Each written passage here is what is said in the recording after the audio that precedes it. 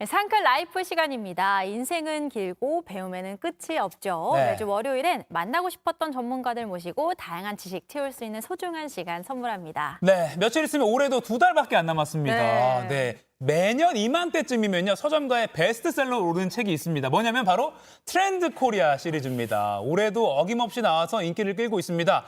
올해 대한민국을 휩쓴 키워드는 뭐였고, 내년이란 말을 하는 게 좀 어색하긴 해요. 벌써 그렇죠, 내년? 그렇죠. 아무튼 내년 2024년엔 대체 뭐가 유행할지, 어떤 게 트렌드가 될지 알아보는 그런 사람들의 욕구가 그만큼 서점가로 또 몰리고 있는 거죠. 네, 맞습니다. 자, 오늘 트렌드 코리아의 공동 저자인 이수진 박사와 함께 내년 트렌드 좀 어색하지만 한번 알아보겠습니다. 안녕하세요, 박사님. 안녕하세요. 네, 안녕하세요. 근데 박사님이 이미 이 책을 쓰시면서 이제 내년으로 살아오셨을 것 같아요. 한 해를 빨리 사셨을 것 같은데 TV 보시면서 내년에 식당 메뉴를 뭘로 좀 바꿔볼까? 아니면 새 사업 방향을 어떻게 해볼까? 아니면 뭐 손주들과 뭘 해볼까? 여행을 어딜 가볼까? 이런 내년 고민을 하시는 분들은 오늘 내용 꼭 참고하시면 좋겠습니다. 네네. 자, 매해 가을에 이렇게 다음 해 트렌드를 예측해보는 책을 항상 내시는데 공동 저자로 참여하셨고요. 그 누가 결정하지? 아니 이거 미래를 어떻게 이분들은 뭐 타임머신 타고 갔다 오나 했는데 바로 이분이 갔다 오신 분입니다. 네네. 그 10개의 키워드로 이게 추리시잖아요. 네, 어떻게 맞습니다. 이거를 딱 추려내서 예측을 하시는 거예요? 네, 너무 좋은 질문이시고요. 실제로 저희가 타임머신을 타진 않습니다. 네, 아쉽습니다. 네. 있으면 참 좋겠네요. 그런데 저희가 어떤 일을 하냐면요. 네네. 저는 소비자학을 연구하는 사람입니다. 그러니까 소비자, 우리 사람 그 자체를 연구하는 거죠. 네. 그리고 1년 동안 저희가 그냥 이렇게 멍 때리고 있지 않고요. 연구를 많이 합니다. 뭐 예를 들어 왜 요즘 사람들이 저런 제품을 구매하지? 왜 저 제품을 구매했을 때 어떤 심리가 바탕이 되어 있지?라는 질문을 던져보죠. 그걸 1년 동안 매번 하고 그러면서 그 결론으로 저희가 이거를 매년 하다 보니 약간 추세가 보이기 시작하는 거죠. 이런 시기에는 소비자들이 이런 선택을 되게 하더라라고 해서 저희가 이제 1년의 결실 같은 책으로 이제 트렌드 코리아라는 책을 발간하고 있는데 네. 많은 분들이 사랑해 주시고 계시죠. 그러니까요. 네. 그러니까 그 뒤에는 정말 끊임없는 꾸준한 연구. 많은 분들이. 예, 그런 분석들이 있었군요. 자, 그렇다면 본격적으로 2024년의 키워드를 살펴보기 전에 네. 자, 일단 올해부터 얼마 남지 않은 올해를 좀 정리를 해보겠습니다. 2023년이 어땠는지 대표적인 키워드로 한번 살펴볼까요? 네, 한번 자. 보여주시죠. 평균 실종, 오. 이거는 뭡니까? 네, 맞습니다. 저희가 2023년을 만약에 한마디로 딱 정의를 하라라고 하면은 저는 역시 고물가 이렇게 표현하고 싶은데 네. 네네. 2022년도 하반기부터 그러니까 미국에서 먼저 이렇게 고물가가 딱 출발이 하면서 한국에도 23년도 초기에 이렇게 팍 올라오기 시작했거든요. 예. 그러면서 저희가 느꼈던 게 요즘 소비자들이 고물가 상황에서도 저희가 23년도 키워드로 자린고비를 선택하지 않고 그렇죠. 평균 실종을 했던 거는 좀 의미가 있어요. 오. 네, 그렇죠. 어떤 거냐면요. 자린고비랑은 좀 확연히 다른 건데 예를 들어 우리가 돈을 아낀다라고 하면은 요즘에 정말 기상천외한 방법으로 돈 많이 아끼시거든요. 네네네. 예를 들어 뭐 영원으로 한 달 살기, 빵원으로 한 달 살기, 예. 아니면은 뭐 요즘에 뭐 엄청난 앱테크를 이용해서 예, 예, 이용도 예. 많이 하고요. 그다음에 냉장고 파먹기, 정말 다양한 기발한 방식으로 아껴요. 그리고 평소에는 이렇게 아끼다가 나 이렇게 한번 아꼈는데 그래도 나를 위해 뭔가 선물을 한번 해줘야 되지 않겠어?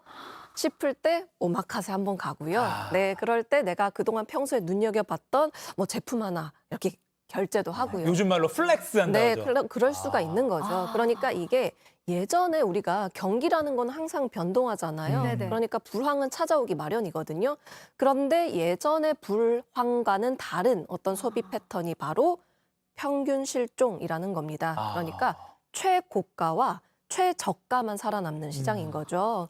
그래서 완전히 보통이라기보다는 무난한 상품은 인기가 없고요. 완전히 최고가 아니면 최저가, 완전 싸거나.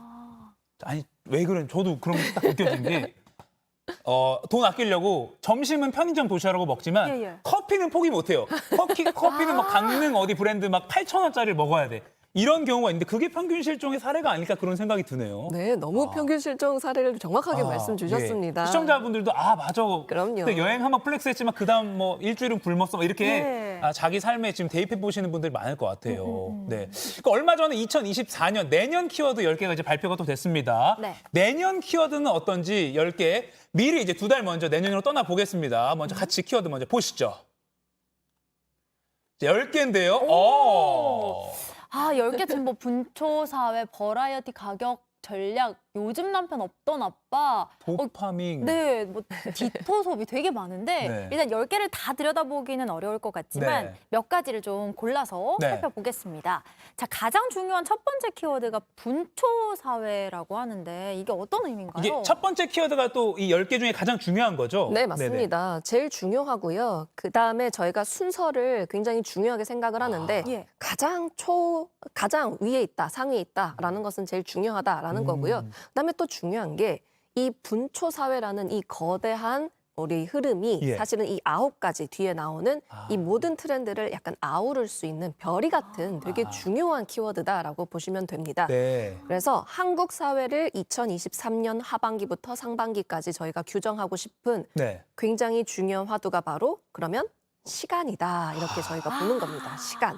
그러니까 분초라는 게 정말 우리 왜 시계의 분초예요. 예. 그러니까 우리가 시간을 활용하는 단위가 시가 아닌 분초가 됐다라는 겁니다. 그래서 더 빨라지고 더 효율적으로 시간을 보내고 싶어하는 정말 시간이 정말 희소 자원이 되었기 때문에 네. 이 시간적 효율성을 극대화시키는 게 굉장히 요구사항이 높아진 소비자들 이렇게 보시면 될 것 같은 게 혹시 제가 여쭤보고 싶은데요. OTT 서비스 많이 보시죠? 많이 보죠. 어제 많이 보셨을 것 같은데 혹시 몇 배속으로 보셨어요?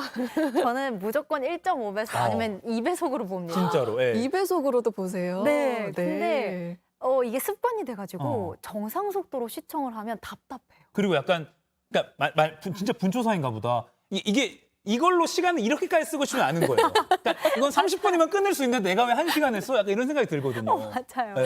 네, 너무 정확하십니다. 네네네. 실제로 저희가 이걸 조사를 해보니까요. 한 U+를 통해서 저희가 같이 알라는 중요한 사실이요. 네. 요즘 이제 이용자들이 대략 30%에 달하는 이용자들이 실제로 1.5배속으로 보고 있다라는 것을 저희가 캐치가 되었고 네. 그러면서 이게 중요한 점이 여러 가지 포인트가 있는데 분초 사회라는 것은 저희가 또 미는 또 하나의 키워드는 바로 시성비라고 해서 시간 시성비. 대비 성과인 거죠. 아까 말씀 주셨던 것처럼 내가 여기에 이 정도 시간을 투여해야 돼라는 결정이 되게 중요해지는 거죠. 그러니까 가성비처럼 가격 대비 성과가 아니라 시성비, 시간 대비 성과가 중요해졌다. 아니 저희 방송할 때도 이게 막 이런 게 약간 생방송이니까 민감한데 이게 일반 이제 그냥 생활에서도 몇 초까지 뭐 이렇게 뭐 유튜브 볼 때도 막 빨리빨리 막 몇 배속으로 보게 되고 이런 게 네네네. 아마 이런 시성비 이런 트렌드가 진짜 맞는 것 같은데 이게 이제 말씀하신 대로 소비 트렌드를 연구하셔서 10개 키워드를 뽑아내신 거잖아요. 그럼 이제 뭐 자영업 하시는 분들도 많고 그렇기 때문에 이 빨리빨리 문화, 이 시성비, 분초를 다투는 이 문화가 소비 시장에서는 그러니까 좀 이런 경제 활동에서는 어떻게 좀 적용이 될까요? 네, 저는요 한 3가지를 굉장히 중요하게 생각합니다. 네. 먼저 첫 번째, 아까 말씀드렸던 시성비인데요. 우리 시간 대비 효율을 높이기 위해서는 뭐 시간을 빨리빨리 하는 거 중요하죠. 예. 그리고 한국 사람들 가장 중요한 게 빨리빨리. 외국인들이 한국 오면 제일 먼저 배우는 단어가 빨리빨리라고 빨리빨리. 하잖아요. 네. 실제로 한국인들에겐 빨리빨리가 중요한데 그런데 첫 번째로 시성비라는 게 뭐냐면은 중요한 게 예를 들어 같은 시간 안에서 좀 더 시간을 쪼개서 다양하게 쓰는 거죠. 예를 들어 요즘에는요. 반반차를 넘어서 반반반차가 있어요. 회사에서? 네, 회사에서. 아. 그러니까 그 틈새 시간에 뭐 치과를 간다든지 은행을 간다든지 근데 그거를 내가 전체 반차를 쓰기엔 너무 아까운 거죠. 예. 그래서 반반반차 이렇게도 하고요. 이게 시성비라고 치면은 두 번째 굉장히 또 중요한 게 있어요. 이 시성비를 넘어서 중요한 게 우리가 소비자들의 심리를 잘 살펴봐야 되는 게요. 아까도 말씀 살짝 주셨는데 실패를 극도로 무서워하는 거예요. 실패를 무서워한다. 네, 내가 이 소중한 시간을 이렇게 살해했는데 만약 그게 재미가 없어. 만약 그게 내가 만약에 너무 배울 게 없어. 그러면 너무 아까운 거예요. 너무 두려운 거예요. 이걸 실패 없이 내가 뭔가를 하고 싶고 서비스를 받고 싶은 거거든요. 네. 그래서 저희가 이렇게 자영업 하시는 분들에게 꼭 말씀드리는 게 실패 없을 거다라는 신뢰감을 주는 게 굉장히 중요해진다라는 거고요. 그다음 마지막 또 굉장히 중요한 게 뭐냐면은요. 내가 시간 사용을 경중을 따지는 거잖아요. 맞아요. 네, 이건 매우 중요한 거고 이건 내 기준에서 좀 덜 중요한 거야라고 경중을 따지는 거기 때문에 그 경중을 잘 파악해서 만약에 하찮게 여기는 요건이라면은 그것을 잘 대응해주고 대신해주면은 또 거기에 대한 서비스를 선호할 수 있는 확률이 높겠죠. 그래서 막 요새 헬스장 PT요. 뭐 25분 PT 뭐 이런 거 있어요. 네, 맞습니다. 직장인들 어머나, 위해서 어머나, 짧게 하고 어머나. 딱 또 직장으로 복귀할 수 있게. 그리고 영상 같은 것도 중요하지 않거나 내 시간이 아깝다 그럼 바로바로 그냥 넘겨버리잖아요. 그런가요? 네. 자, 그리고 그 다음으로 그 버라이어티 가격 전략. 저는 이게 되게 제일 어렵고 제일 눈에 띄더라고요. 길었어. 네, 이게 뭔가요? 버라이어티 가격 전략. 이거 뭔가요? 네, 영어로 적혀 있어서 섞여 있어서 좀 헷갈리실 것 같은데 예. 말 그대로 우리 버라이어티 쇼 뭐 이런 말 하잖아요. 네, 네. 그렇죠? 그러니까요. 요즘은요. 가격을요. 장소나 시간이나 구매자나 구매 방법에 따라서 좀 되게 변동성이 커졌다. 바뀔 수 있다라고 보시면 됩니다. 그러니까 우리가 사실은 이게 굉장히 오래된 방법이죠. 우리 대표적으로 영화 아침에 보면 조조 할인. 네, 그렇죠. 네네네. 네, 제일 싸게 살 수 있고 볼 수 있는 방법 네. 조조 할인이라든지 그다음에 해피아워라고 해가지고 네, 그 시간에 가면은 좀 더 저렴하게 해주는 시간에 따라 가격이 달라지는 거는 사실은 오래된 방법인데요. 네. 저희가 요즘에 굉장히 눈여겨보는 것 중에 하나는 이 시간에 따른 가치의 가격이 굉장히 중요해지고 있는데 예를 들어 이런 게 있어요. 요즘에 골프장에 어떤 골프장이 있냐면요. 카트 네. 아니면은 그 스파룸 뭐 이런 것들을 가격을 매기는 거죠. 어머. 그런데 대신에 홀은 6홀, 12홀, 18홀, 24홀 나눠서 쪼개서. 네, 쪼개서 나는 오늘 6홀만 돌고 싶고 대신에 스파를 잘 하고 싶어 라고 하면은 그 사람은 대신에 스파에 돈을 부여하지만 조금 더 홀비는 아낄 수 있는 거잖아요. 그러니까 소비자들이 중요하게 생각하는 가치에 따라서 그 가격은 좀 더 책정을 덜 하더라도 그 가치가 조금 덜 한 영역에서는 부과하는 식으로 이렇게 옵션별로 가격을 다르게 책정하는 게 요즘 분초 사회랑 맥락이 같이 이루어지면서 되게 중요한 가격 전략이 되고 있습니다. 지금 요 시간대가 이제 점심 장사 준비하시는 자영업자분들 네, 많이 맞습니다. 보시는데 요거 잘 포착하시면 될 것 같아요. 그러니까 맞아요. 가격 이제 메뉴 뭐 한 그릇에 8,000원 뭐 이런 게 아니라 뭔가 이렇게 조합을 더 다양하게 해서 다양한 개인화한 어떤 메뉴를 만들어 보시면 훨씬 더 도움이 될 것 같아요. 근데 장사하신 입장에서 좀 피곤하실 것 같긴 한데 아무튼 맞아요. 아닙니다. 매출 증대에 도움이 되겠네요. 이게 되게 중요할 수밖에 없는 예, 게 예. 예를 들어 지금 너무 고물가 상황이거든요. 네, 네. 소비자는 어떻게 하죠? 지갑을 안 열어요. 음. 사장님 입장에서는 비용이 너무 많이 들죠. 그런데 이 전략은요. 가치를 중심으로 가격을 매기는 거기 때문에 네. 그 스윗 스팟 그러니까 적절한 지점을 딱 캐치할 수 있는 굉장히 윈윈 전략입니다. 네. 그래서 면밀하게 쪼개서 잘 가격 전략을 세울 필요가 있다. 네. 이렇게 저희는 네. 보는 거죠. 네. 10개 중에 마지막으로 하나만 더 살펴보고 시간 맞춰야 될 것 같은데 아까 제 개인적으로 또 눈에 들어왔던 게 요즘 남편 없던 아빠라는 키워드가 눈에 딱 가운데 지금 있어요. 역시 요즘 남편 아빠라서. 없던 아빠. 요건 어떻게 소비 트렌드가 되는 겁니까? 어떤 의미입니까? 네, 많이 공감을 하시는 것 예, 같습니다. 실제로 요즘에 저희가 또 눈여겨보는 소비 집단이 예. 하나 있는데요. 밀레니얼 기혼 남성입니다. 아. 네, 이제 아빠가 되셨고 네. 혹은 이제 남편이 되신 분들에 대한 집단 이야기인데요. 예. 확실히 저희가 느끼는 게요. 남성 소비자들이 예전에 우리가 느꼈던 아빠들이라면은 했던 그런 소비 행태가 완전히 다른 형태로 보이더라고요.